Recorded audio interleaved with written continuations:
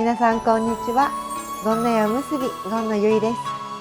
す。いつも動画をご覧くださいましてありがとうございます。日本舞踊や日本の古い本を紹介するコーナー、いにしえ日記。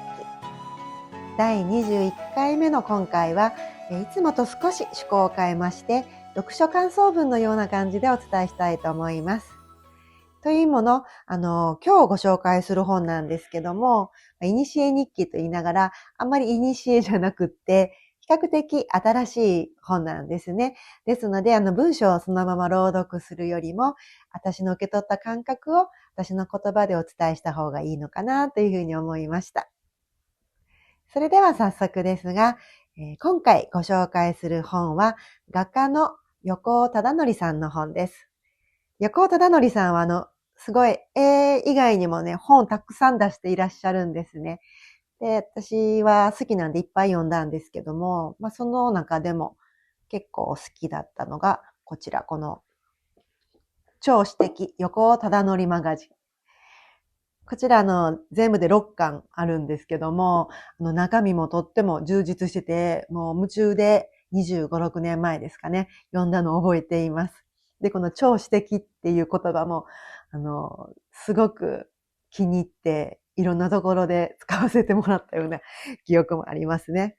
で、これはちょっと参考までになんですけども、本日の、一冊はこちらです。座禅は心の安楽死です。禅の本はね、たくさんあると思うんですけども、これは解説書というよりも、横尾さんが実際に座禅を体験して、そこで感じたことを横尾さんの言葉で書いているところが、ものすごく面白いんですね。はい。それで、実はですね、私、この本、一度昔に読んだことがあったんですけども、なぜまた今読み返してみたいなと思ったかと言いますと、この年末に、私の家に大きなクスノキがあるんですね。で、落ち葉がもういつもすごいんですけども、それを掃き集めてきれいにしようかなって思ったんですけども、一生懸命こう吐いてしても、また上からパラパラ降ってきて、吐いてももうキリがないんですね。で、ちょっと嫌気がさしてた時に、ふっとこの本の中に書いてあった、毎日降り積もるイチョウの葉をただ毎日吐き続けるっていうちょっと修行の話があったんですけども、それを思い出したんですね。で、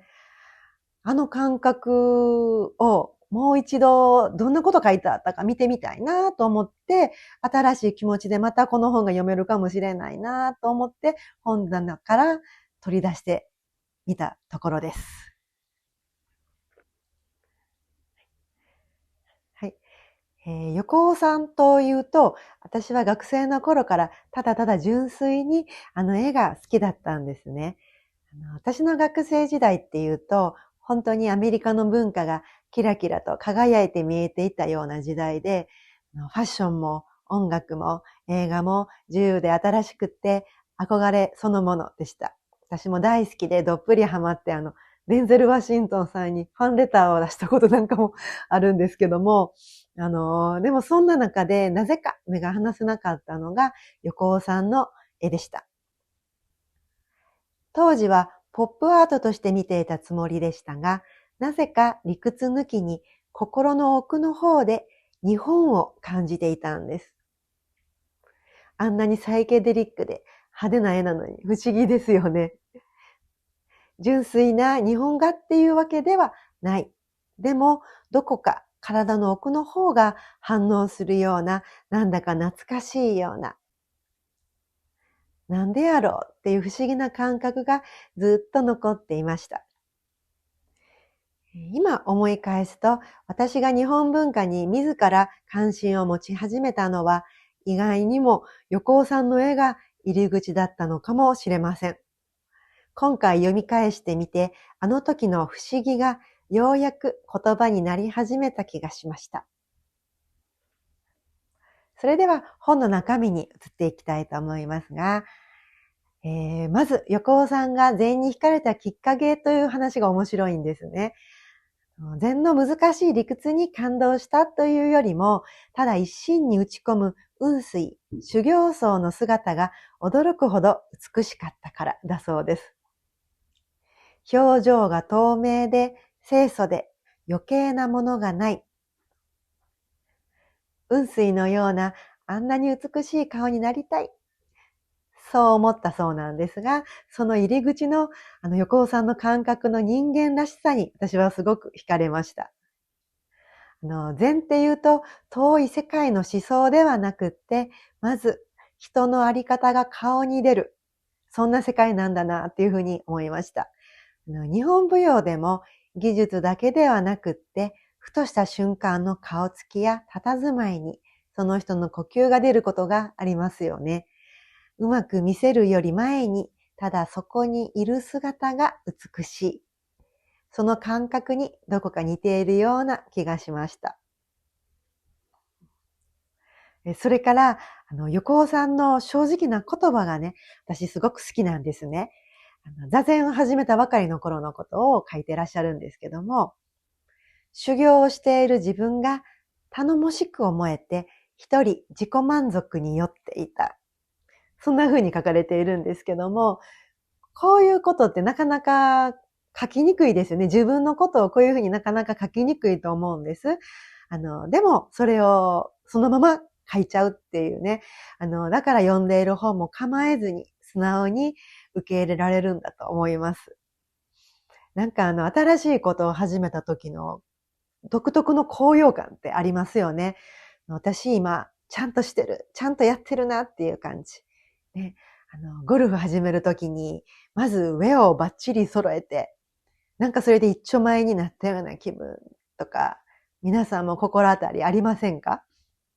私もね、なんかそんなことあるんで、まだまだ修行が足りないなっていうふうにちょっと思いますね。そしてね、私が読んでて、おって思ったのが、禅に出会った頃の話なんですけども、不満の原因をずっと環境や他人のせいに今までしてきたけども、お経を読んで、原因は全部自分の内側にあるのだと知らされたっていうことが書いてありまして、これってとても耳が痛いことなんですけども、ものすごく大きな考え方の反転ですよね。世界が変わるんじゃなくって自分の見方が変わる。私の最近のたわいのない話なんですけども、この前お皿を立て続けにバラバラっと割ってしまったことがあって、それも5枚も続けて割ってしまったんですね。で、ちょっと自分でも驚いて、最初は何か手に油でもついちゃってたんかなとか、握力が弱まってしまったんかなとか、そういう外側の要因ばっかり探してたんですけども、結局後で思ったのは、自分の気がただそぞろだったっていうことなんですよね。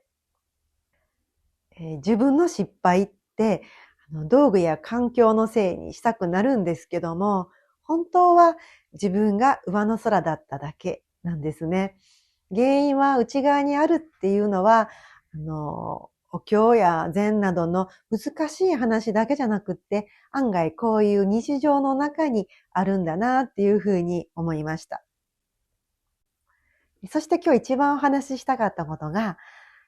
冒頭にもお話しした落ち葉のお話ですね。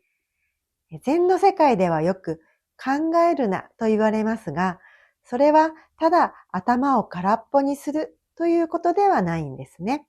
本の中に気づきというのは庭の落ち葉のようなものだという感覚の話が出てきます。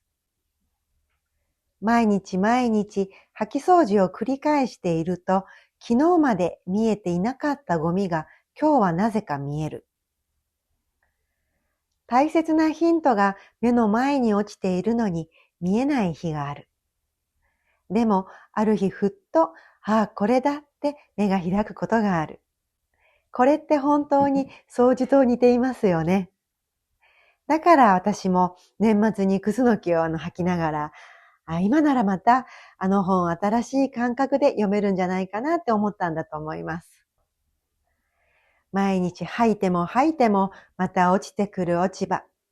つい、どうせまた落ちてくるんやから何日かまとめて吐こうかななんて理屈で考えそうになるんですけども、でも毎日手を動かしているうちにふっと何かが見えてくることがある。それがこの本を通して修行っていう難しい言葉よりももっと毎日の暮らしとして伝わってきたんです。そしてもう一つ、ハッとした言葉がありました。毎日落ち葉を吐けと言われ続けるうちに気づいたこと。それは理屈をこねるなということだと。私たちってつい物事を合理的に考えようとしますよね。これってやって意味あるのとかね、そんな感じで思ったりしますけど、でも落ち葉は現に落ちてくるし、それを吐く手は現に動いている。そこにはその事実があるだけ。考えないっていうのは最初から空っぽになることではなくって、あれこれ考え尽くした先でようやくただやるという場所に戻ってくることなのかなって思いました。そしてこの考えないっていう話を読んでいて、ふと思い出したのが先日アップした羽歌御所のお庭の歌の言葉でした。よろしければご覧くださいね。ここに合ってんのかな？こうかな？こうかな？ごめんなさいね。どっかに出てきてると思います。はい。さっささっさっていう風の音のような擬音語だったり、ふくふくという膨らむ要素を表すような擬態語だったり、日本語のこういうオノマトペっていうのは、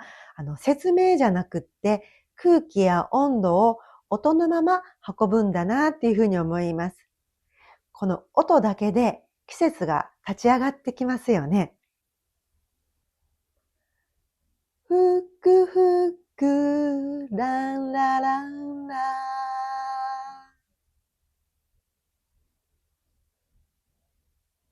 ね、意味を考える前に桜の気配や春の膨らみが先に来ませんか？ちょっと私のこの音痴の歌で聞こえるかどうかわかりませんけど、ね、意味がわからないのになぜか心が動く。実はそれが一番正しい受け取り方なんじゃないかなっていうふうに思うんですね。日本語のこういう言葉は説明じゃなくって温度をそのまま運んでくれる。禅も羽歌も理解するより先に感覚が動く。落ち葉を拾うみたいに気づきを拾う。その感覚が私の中で地続きにつながりました。そして読んでいて、ここも気持ちいいとこだったんですけども、横尾さんがある老師から禅の話を聞くんですが、さっぱりそれがわからない。すると、老師が突然両手をポンと打って、これは何ですかって聞くんですね。こっちは一瞬キョトンとしますよね。でも老師はこう言うんです。意味を考える以前に音はもうあるでしょう。聞こうと思わなくても聞こえるでしょうって。